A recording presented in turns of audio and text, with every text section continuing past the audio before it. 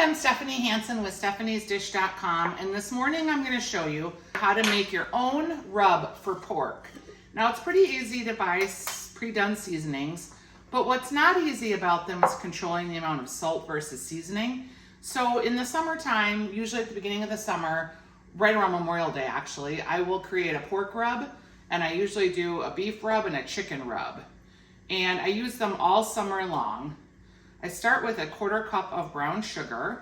I've also got a tablespoon of cumin, a tablespoon of red pepper flakes, half a teaspoon to a 1/4 teaspoon Szechuan pepper flakes or cayenne pepper, a tablespoon of garlic powder, and 3 tablespoons of salt. And this is the key ingredient, smoky paprika.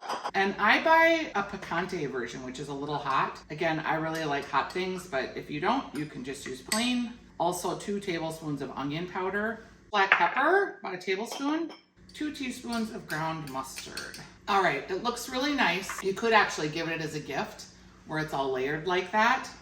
But by the time you use it and get to the end of the summer, it's gonna be all mixed together. This is great on ribs, on pork roast, pork shoulder. I have a new cut of pork that I'm really excited about called a pork steak, but you fry it in a cast iron skillet just like you would like a ribeye.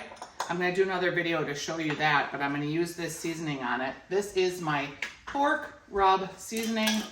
Super delicious, super easy. Would make a great gift too for that cook in your life, or if you're going to someone's cabin for a housewarming gift. Make it, it's super good. You can find this recipe and more, millions more at stephaniesdish.com.